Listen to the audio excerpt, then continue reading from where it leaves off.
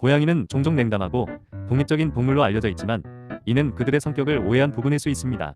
고양이도 매우 사회적이고 애정 어린 동물입니다. 그들의 애정 표현은 개와 다르게 미묘하지만 매우 의미가 깊습니다.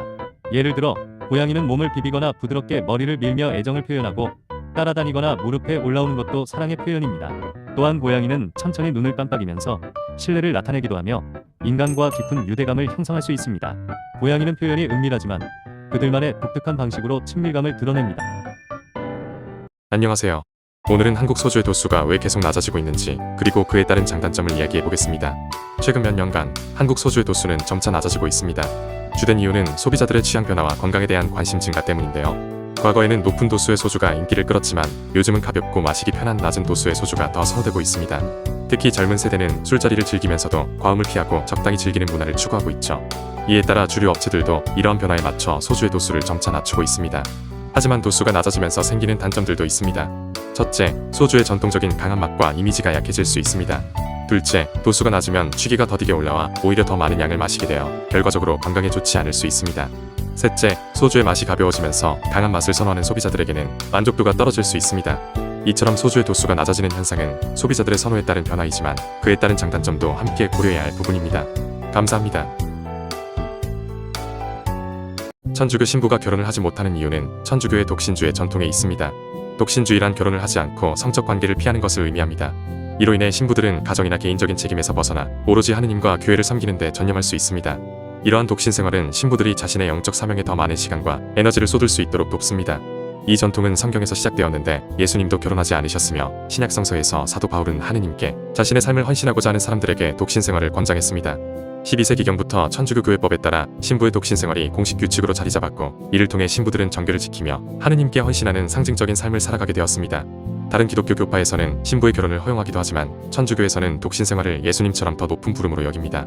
결국 신부들은 영적 책임에 온전히 집중하기 위해 독신의 길을 걷습니다. 해병대에서 제대 후에도 기수가 엄격한 이유는 해병대만의 강한 전우회와 위계 질서 때문입니다. 해병대는 다른 군대와 달리 전역 후에도 기수를 중요하게 생각하는 독특한 문화를 가지고 있습니다. 왜 그럴까요? 첫째, 위계 질서입니다. 해병대는 강한 규율과 질서를 중시합니다. 군 복무 중 계급과 기수를 철저히 따르는 훈련을 받고 이러한 규율은 전역 후에도 자연스럽게 이어집니다. 둘째, 전우회입니다. 해병대는 함께 훈련받은 동료들 간의 유대감이 매우 강합니다. 기수는 같은 시기에 훈련을 받은 사람들 사이에 상징적 관계를 나타내며 후배는 선배를 존경하고 선배는 후배를 이끌어주는 전통이 있습니다. 셋째, 전통과 자부심입니다. 해병대는 한 번 해병은 영원한 해병이라는 말을 자주 합니다. 이는 해병대 출신이라는 자부심을 강조하며 기수를 통해 그 전통을 유지합니다. 마지막으로 사회적 네트워크입니다. 해병대 출신들은 제대 후에도 기수를 기반으로 강한 네트워크를 유지하며 서로 돕고 의지합니다. 이렇게 해병대는 제대 후에도 기수를 엄격히 따르며 이는 그들만의 강한 결속력과 전통을 유지하기 위한 중요한 문화입니다. 조선시대의 매품팔이는 돈을 받고 대신 매를 맞아주는 직업으로 주로 신분이 낮은 사람들이 맡았습니다. 신분이 높은 사람들은 법적인 처벌을 피하기 위해 매품팔이를 고용했으며 이들은 대신 형벌을 받는 대가로 일정한 보수를 받았습니다. 보수는 맞는 매 횟수에 따라 결정되었으며 보통 매 10대를 맞으면 약 10전 정도를 받았다고 합니다. 이는 당시 노동으로 벌 수 있는 돈과 비교했을 때 결코 작은 금액은 아니었으나 몸을 상하게 할 수 있는 위험한 직업이었습니다. 조선시대의 정기수는 오늘날의 이야기꾼 또는 스토리텔러와 같은 직업이었습니다. 이들은 주로 시장이나 길거리에서 모인 청중에게 책이나 소설의 내용을 생동감 있게 낭독하거나 직접 재구성하여 이야기하는 방식으로 사람들의 흥미를 끌었습니다.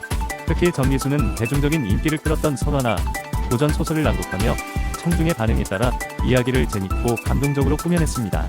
정기수는 단순히 책을 읽는 것이 아니라 청중과 상호작용하며 이야기의 감정을 더해 전달했습니다.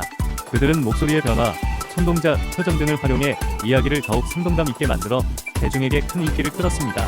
많은 사람들이 정기수를 통해 글을 몰라도 이야기를 즐길 수 있었으며 이는 당시 사회에서 중요한 오락 중 하나로 자리 잡았습니다.